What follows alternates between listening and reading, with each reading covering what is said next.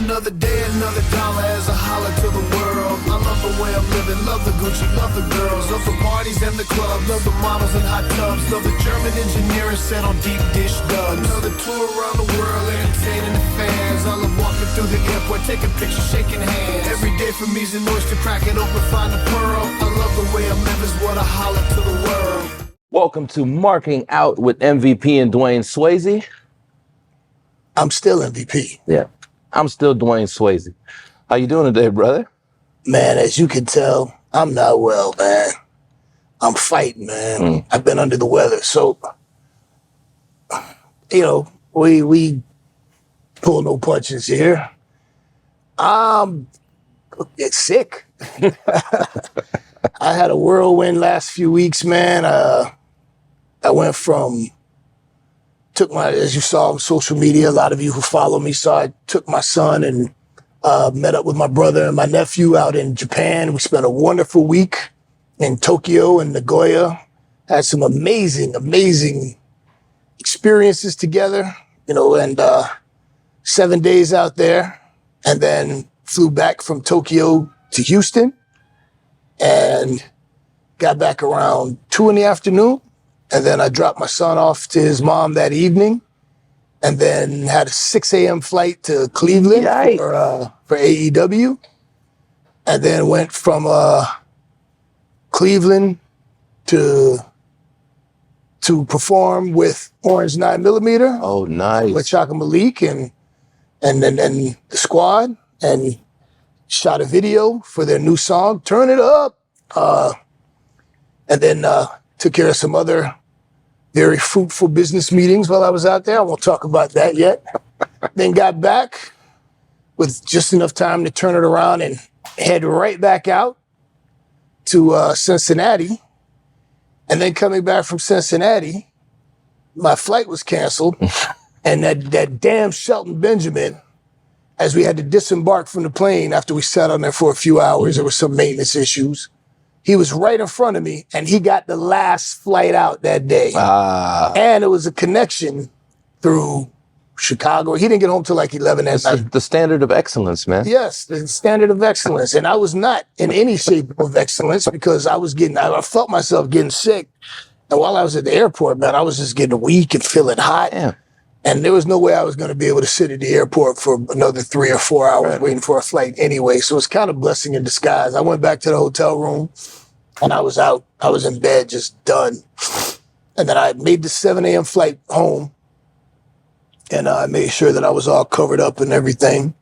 And then I got home, and I've been in bed since then. This is my first time out of bed, out of the house. You see what I do for you?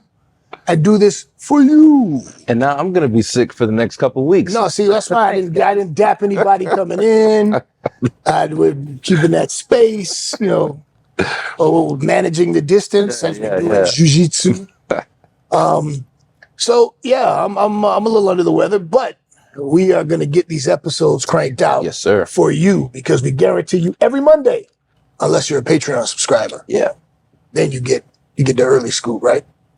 P, what was that you and the family were doing where y'all were, you know, you had the swords?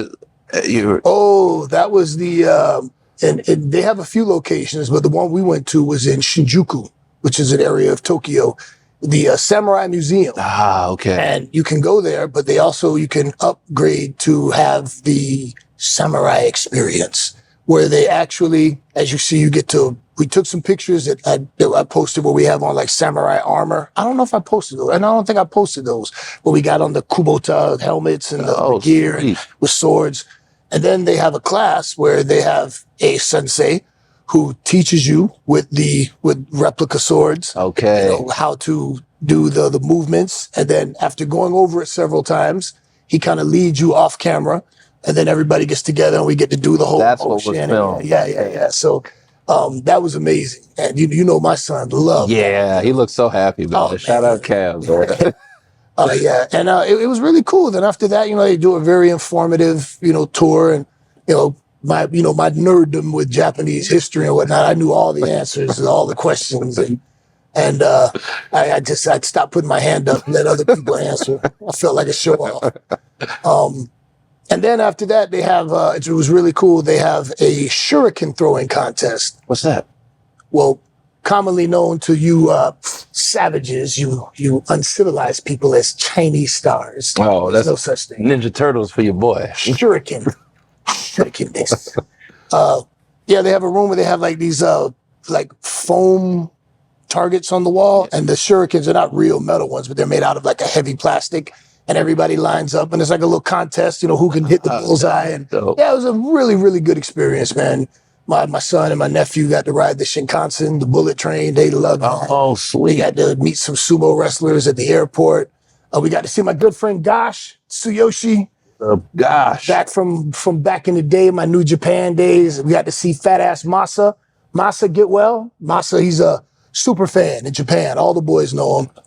Yeah, he's got pictures going back to the 90s. Oh shit. Taking pictures with wrestling wrestlers, and he's in poor health right now. He's in the hospital. So speedy recovery to you, well, fat ass Masa. And yeah, that was just an amazing time, man. And I saw West Side Gun shouted out Cam. I think he asked him to borrow his jacket. Yeah, well, you know, Cam stays fresh, man. Yeah. He's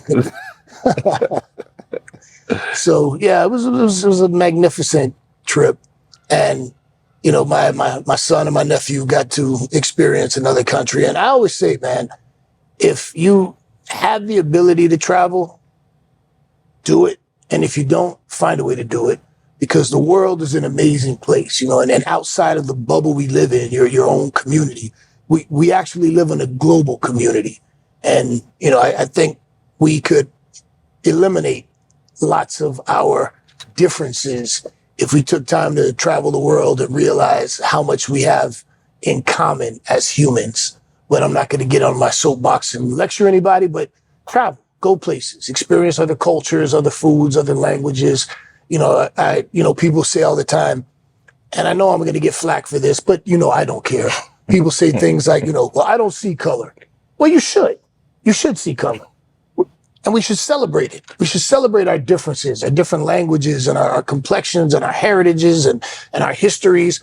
And we should appreciate our differences and exchange cultural information, and it's a beautiful thing. And I think that, you know, as humanity is a rainbow, if you will, you know, and I think it's a beautiful thing. So, yeah, that was a week in Japan. Right on. So, you know, we gotta shout out the drink back here before we get started. Yeah. So, you know, normally we, you know, for a long time we're displaying Devil's River, and this week, Dave. Thanks, Dave. And in celebration of my time in Japan, I decided to break out a bottle of one of my favorite for relaxing times. Make it Suntory times. This is Hibiki, but this isn't the top shelf. This is the affordable Hibiki that you can buy for about $60 or $70 a bottle. This isn't the 21 10-4 or the 30, which are thousands of dollars a bottle now. And but this is good stuff if you know what you're drinking.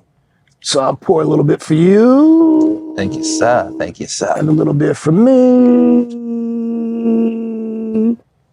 And let the festivities begin. All right. So, I'm not sure if you woke up in Tokyo when this happened, or if you were in Cincinnati or one of the many places you've been the last couple weeks. But some dirt sheets are saying that you have backstage heat.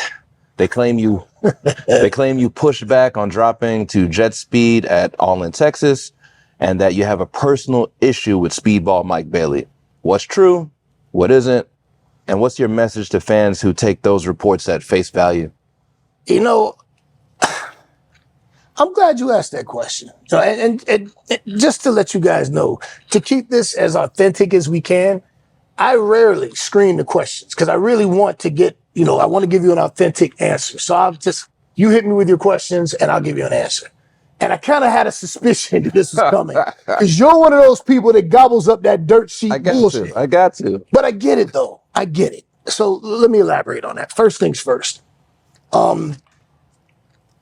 At no point did I ever say that I dislike Speedball Mike Bailey. I don't have an issue with Speedball. We work together, we see each other, we shake hands, and we keep it moving. Like, there's no issue there. About these tag team things, man. Once again, I'm pretty disappointed that Fuck you, Speedball. well, fuck you too, MVP. Hey, tell him. Fuck you, Speedball. Fuck you, Speedball.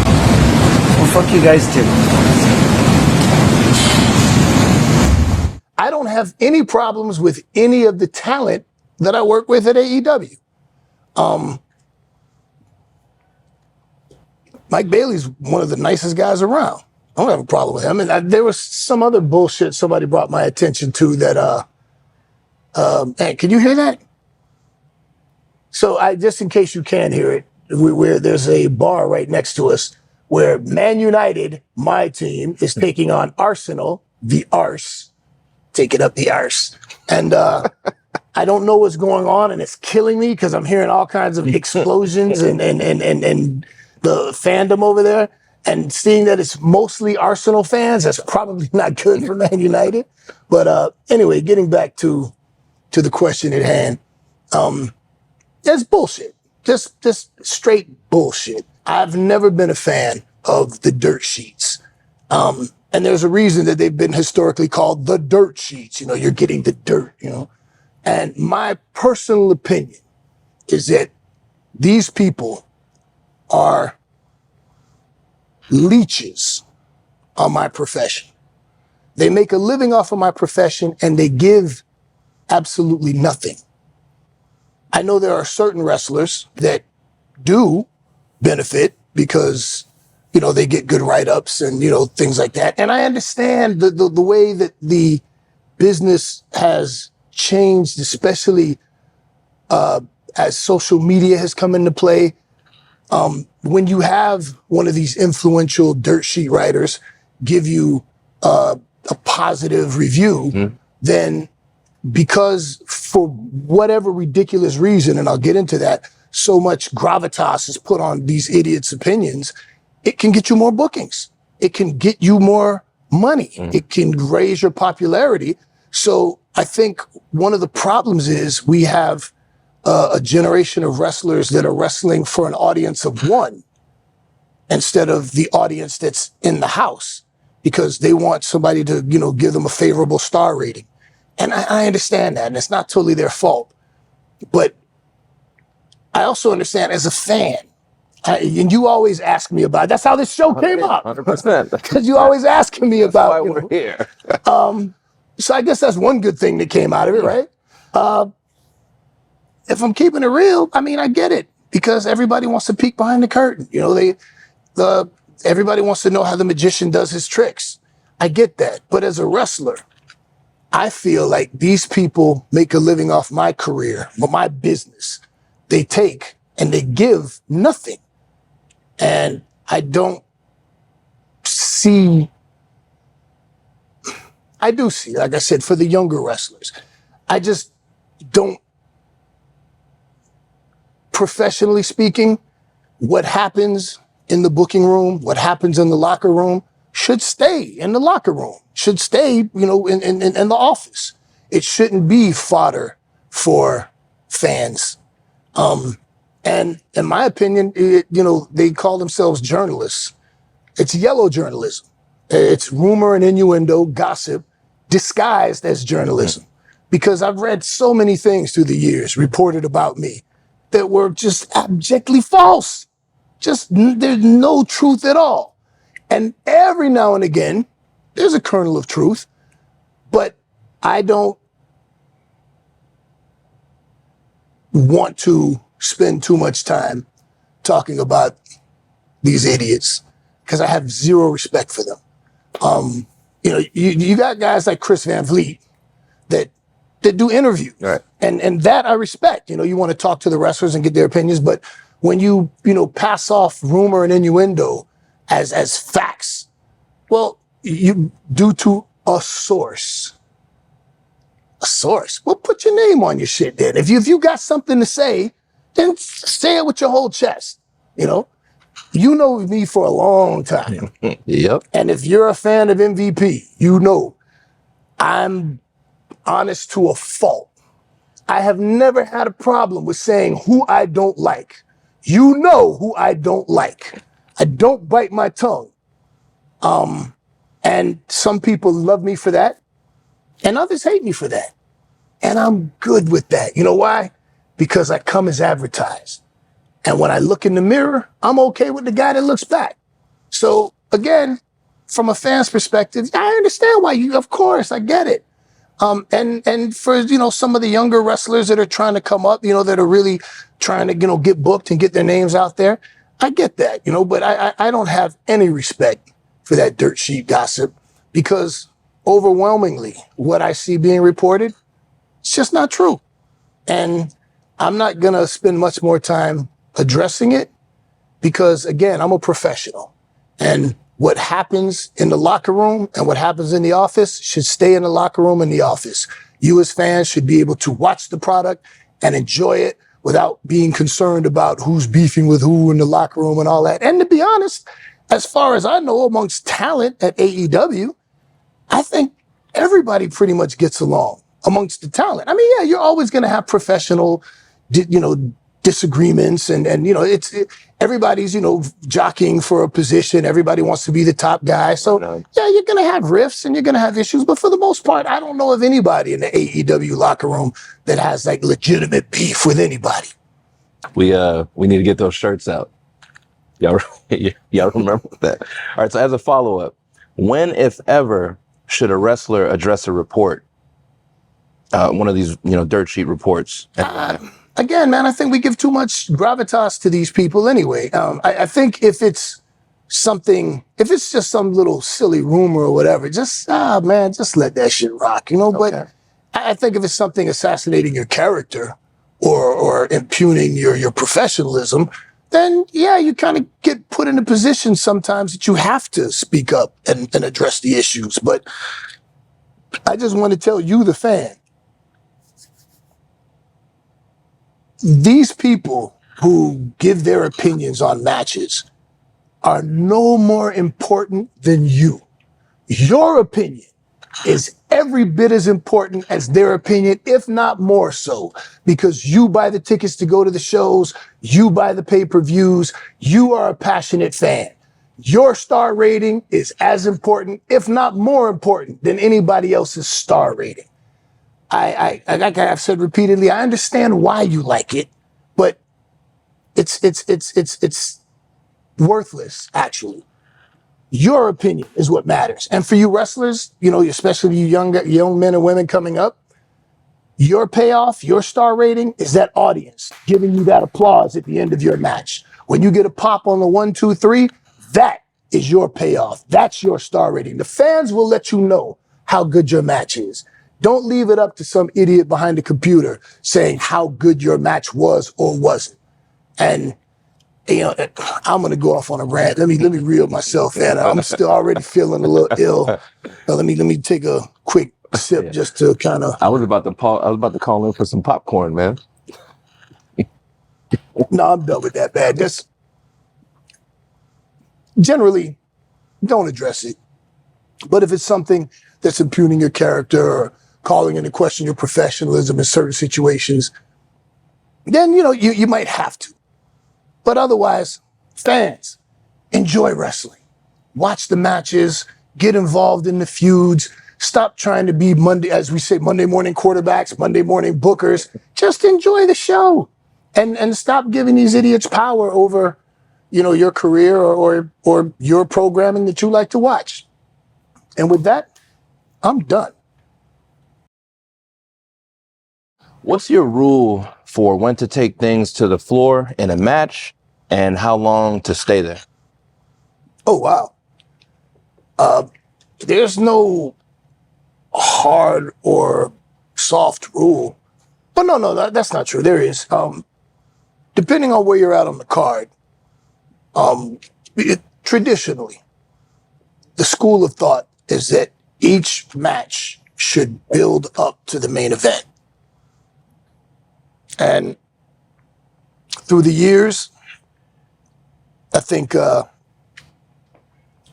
kind of gotten away from that a little bit, because everybody wants to go out there and have the follow that match. And as a professional, you should always want to go out there and put on your best match. But if the very first match is crashing through tables and diving over the top rope to the floor, then, what are they going to do in the main event, So it's supposed to build up to a main event. So, a lot of the time, the booker or the person in charge will dictate the lower card matches should stay in the ring. And generally speaking, unless there's a specific spot in the match where somebody is taking a bump to the floor,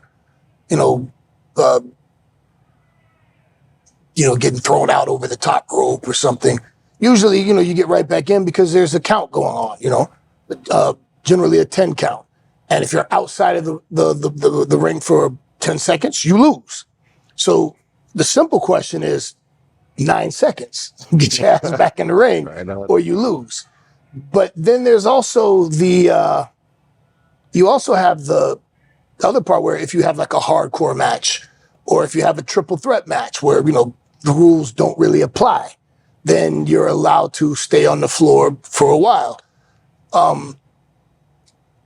Sometimes, I like having fun, especially on smaller indie shows where, especially if it's a smaller indie show and, I'm the name on the card or something like that, then I like to have fun and fight outside the ring and fight through the crowd a little bit, because it's just exciting and it's fun. Right. People get to be up close and personal. But usually when you do that, professionally speaking, you should check to make sure that nobody else is doing that. Because if everybody's going out and fighting on the floor, then, what are you doing, And how long should you be out there? Not terribly long. I mean, everyone's looking at the ring is the center focus. So most of your match should take place in the ring. I remember years ago when I was coming up on the South Florida indie scene, Dave Johnson, rest in power, taught me. And he was taught by the devil himself, Kevin Sullivan. Kevin Sullivan was brilliant because he was, in his late 50s, early 60s, still getting booked on shows. And he would show up, the match would start in the ring, they'd fight out to the floor, knock a bunch of chairs around, toss some garbage cans around, absolute chaos, fight back into the ring, there's a finish, 1, 2, 3. You think you just saw an amazing match. You saw a whole lot of nothing. Smoke and mirrors, It looked like just a tornado came through. It was chaos. Oh my God, that was the most amazing thing I've ever seen. No, Kevin was a master at making you think you saw something. And Dave Johnson learned that from Kevin, and they both actually taught me that. And it's just that's fun. But generally speaking, the short answer is 9 seconds outside the ring to beat the count and get back in. Unless it's a special rules match, then fighting outside the ring on the floor, when they do big dives, big spots with multiple people, it's exciting and it's enjoyable. But everybody can't do it, or that takes away from the impact of the one match. Should be one match that does it. It's like, when you have a show and every match has dives in it, right. Well, that takes away from the specialty of the dive. Is it like a miss from the producer or the agent if every single match has the exact same, kind of elements? Show to show. Show to show. It depends on what the person in charge of that show wants. Some people want absolute chaos from start to finish. And I've seen some indie shows where there is no rhyme or reason for anything, start to finish is whatever. But if you go somewhere like WWE, you are told exactly how much time you got, what you can do, and how much of it you can do, because everything is building up to the main event, as it should be. And professionally, you usually check with other people. Okay. Because you don't want multiple ball shots on a show. That should be one ball shot, or a referee bump. It should be one. If you got 7 matches and 5 ref bumps, you know. So it just comes down to the professionalism and the people who are in charge and what they want for their show. You know, and nowadays it's harder to say what's right and wrong because there's shades of gray. You know, I use the pineapple pizza analogy. You know, some people say if you put pineapple on a pizza, it's sacrilegious. You're doing it wrong. But there's a lot of people who like Hawaiian pizza. So if somebody shows up and they want Hawaiian pizza, give them Hawaiian pizza. You know, I can't say you're doing it wrong if that's what you came to buy. So I like fighting out on the floor sometimes, as I said, you know, but generally the match is in the ring and it should stay primarily in the ring. So did I answer that? Yes. I'm a little brain foggy. Yes, you definitely did. Yes, of course. And the Hibiki's helping too. Yeah, well, that's what they say is medicine, right? Yeah. Let me put some on my gums. Certainly helps for my throat. But then again, people always ask, MVP, what happened to your voice? Whiskey, weed, women. Hank the Third, man. Hank Williams the Third. I got to play that song. No, yeah, I don't know the song. Man, he has a very distinct twang, but he also does metal and hardcore too. But the whiskey, weed, and women, just the chorus. But the whiskey, weed, and women got the upper hand. Every time you mention that song, it makes me think of, I think it's a Lil Wayne song. I know you know what I'm talking about. Back off camera, PWA. So Yeah. they must have got that song from this. Probably. But whiskey, weed, and women. I tell people I eat glass and I gargle kerosene. What are you gonna do? My father had a voice like this. Actually, share something personal. I always remember my father having a very gravelly voice. And I remember my mom telling me that my father used to have a beautiful voice and he used to sing to her, but from all the drinking and cigarette smoking, he fucked it up. So I guess the apple don't fall too far from the tree, right? I suppose. As a veteran, when you give notes to talent, what's your delivery so it lands as coaching and not politics?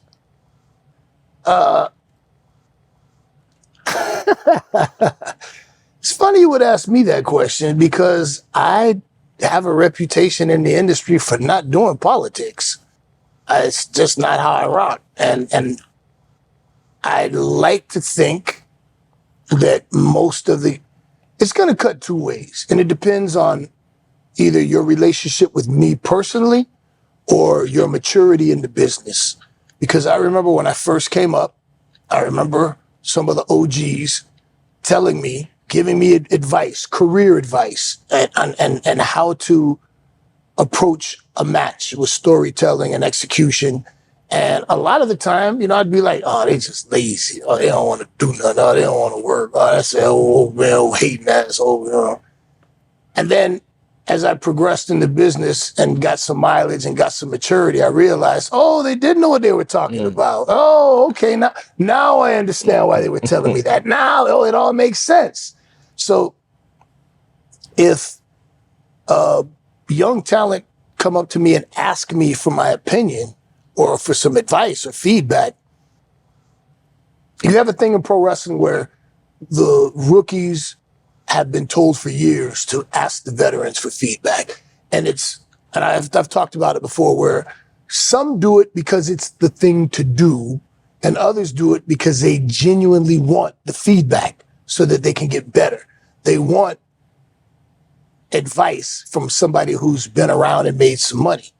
And I would always take that advice and put it to work, that aptitude.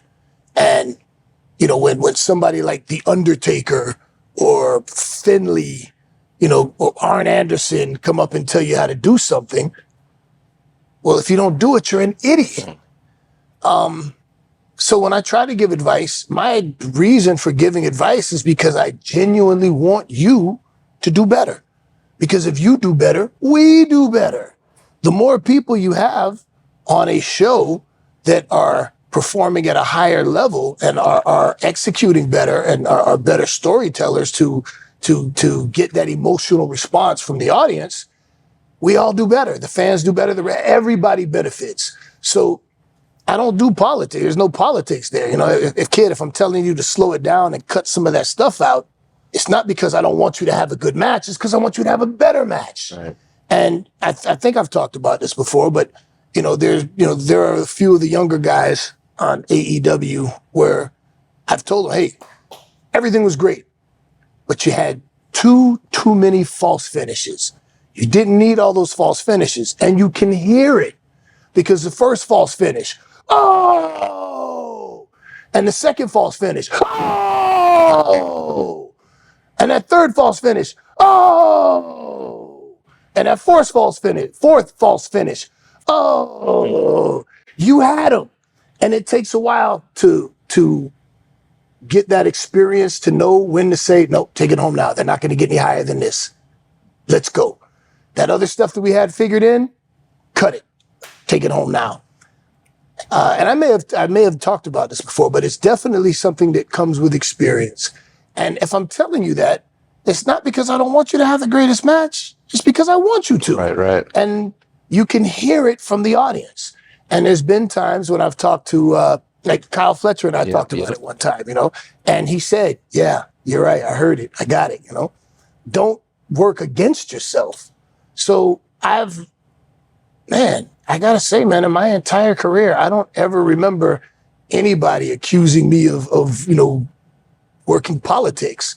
But there are young people, I'm certain, that have heard me give them advice that said, fuck that guy. I'm certain. Does he know? Yeah, because I did it when I was a young guy. Some of these older guys, man, you don't know what you're talking about. You're just old. You don't want to, you're just lazy. You don't want to, or whatever, my favorite phrase, youthful exuberance. Right.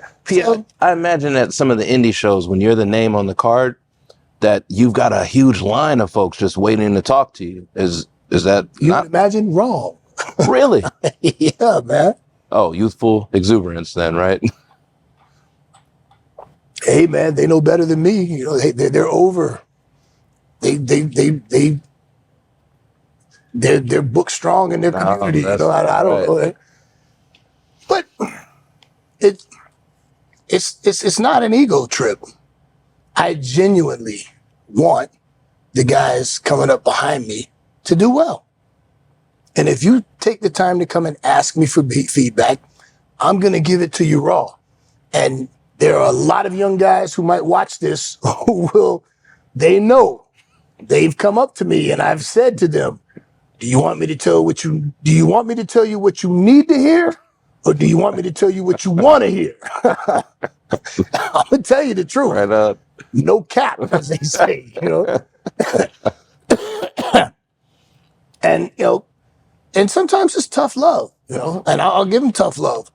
And, but I always try to build them up before I cut them down. I'll try to say, this was great. This was great. This was bad.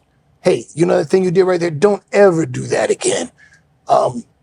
Bruno Sassy, good friend of mine, one of my mentors from South Florida. He gave me some advice that I always remembered and I've tried to pass on. He said, don't do anything in the ring that you do good. Only do the things that you do great. Simple, but wow, yeah. Just do the things that you do great. And, we were talking before about live events and the lack of live events, not giving young talent the opportunity to work on those things in front of a live crowd. You gotta do, like comics, you gotta hit the stage, you gotta go to different spots, you gotta work your material in front of different audiences. And I remember, I think it was in Ardmore, Oklahoma for World Class, an indie show. Shout out to my man, Gerald. There was a small show one day, and unfortunately, there wasn't a huge turnout. And, they had a little meeting before the show. And I told the guys, I said, hey, today is the perfect day for you guys to work on your stuff. Work on the stuff. Try a match today where you don't spend 3 hours talking about your 10-minute match. Okay. Go out there today, have a finish in place, and see what you can do calling it on the fly. You want to work on TV, that's where you want to go. Well, hey, man, we've talked about when you're on live television, things go. You have to be able to work on the fly. Here's a great opportunity to do that. So, medicine break.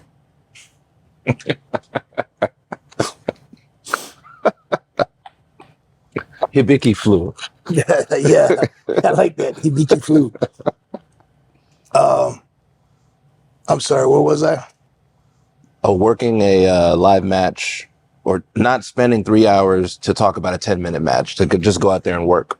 Yeah, just having the opportunities to work on your stuff and polishing up your execution, your presence. You got a new move you want to try. Don't try it out for the first time on a big pay-per-view. That's something you work out on the live events. But, as I talked about, nobody's doing live events anymore. Or, even WWE has scaled it back dramatically. So, take your chances and work on your stuff on the smaller shows.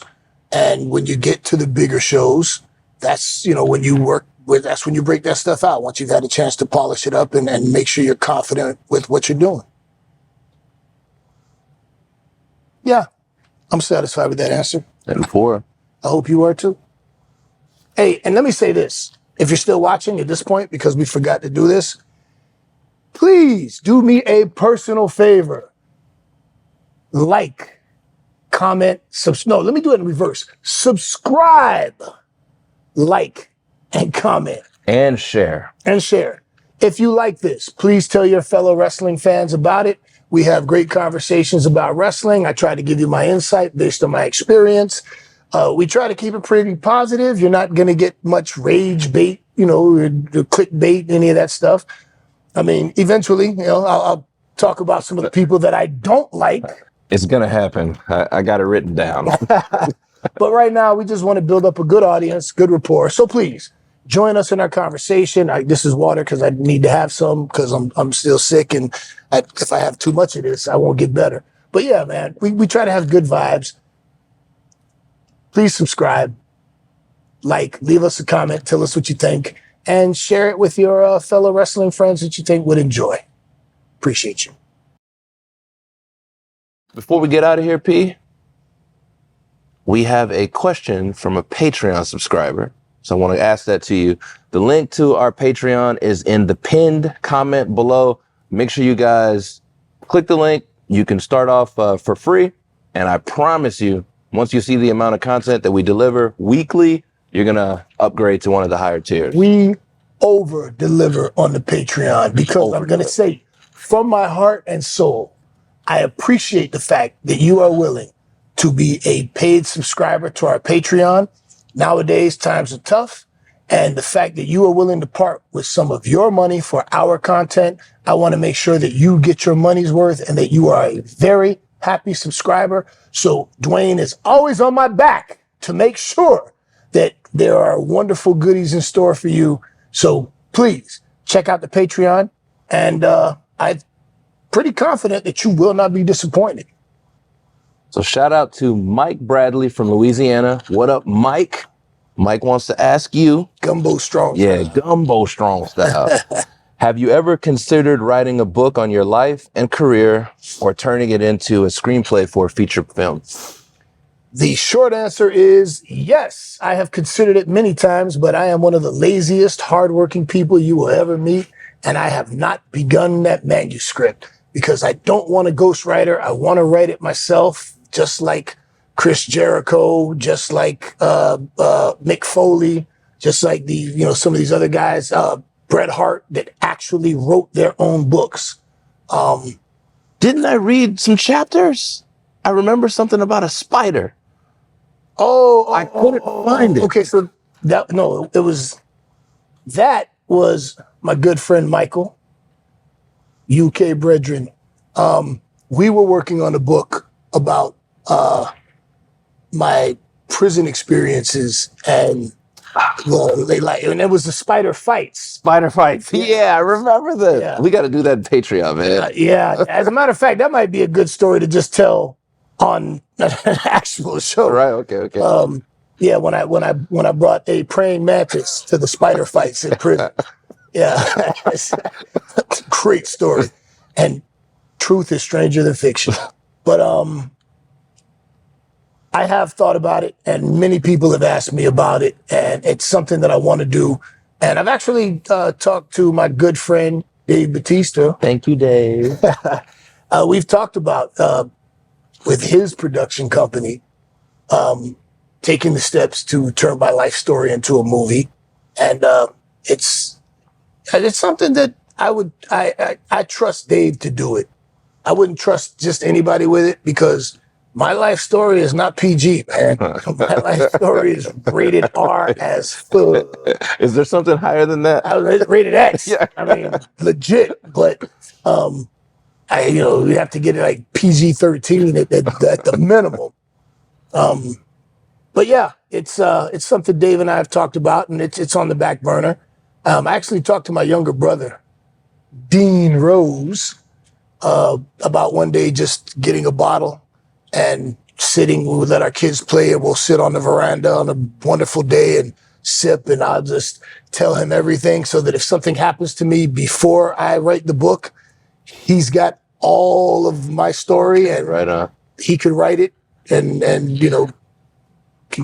he could oversee the rigmarole of publishing and all that. But yeah, man. And my life is a movie, man. A movie in the making. From my teenage years in Miami as a graffiti artist / gang member, becoming an armed robber, going to prison, 9.5 years in prison, and all the bullshit I survived and saw in there, and then coming out and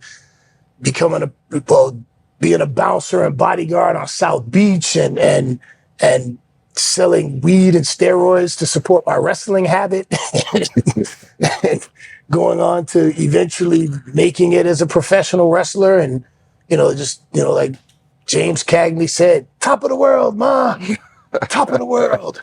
Your black sheep son made it.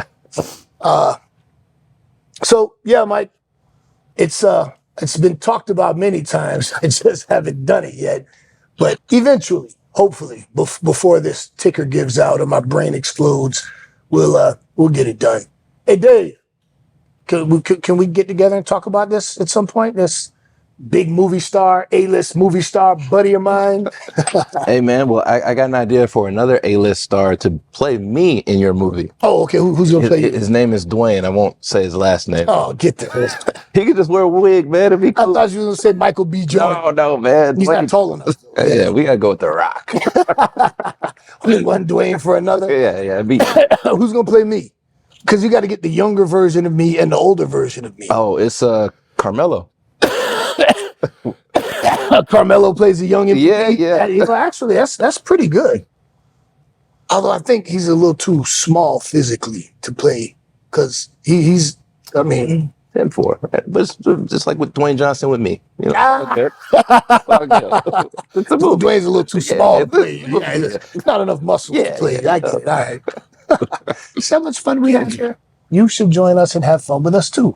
But yeah, that's the answer to your question, Mike. Is that it? Is that a wrap? I think we're good. Yeah. Okay. So on that note, for relaxing times, make it Suntory times. And yeah, see you, Space Cowboy. I just lay back in something new. Whiskey 21 and over, low ball. Make it too neat. Dizzer from Harlem. Yeah, I'm from Houston, off of Fondren. Mike Mazan and real world flow. Plant these seeds in the streets and in weeks. Watch it blossom. Dark night, riding on chrome, swinging through Gotham. It's me and P, repaving these roads.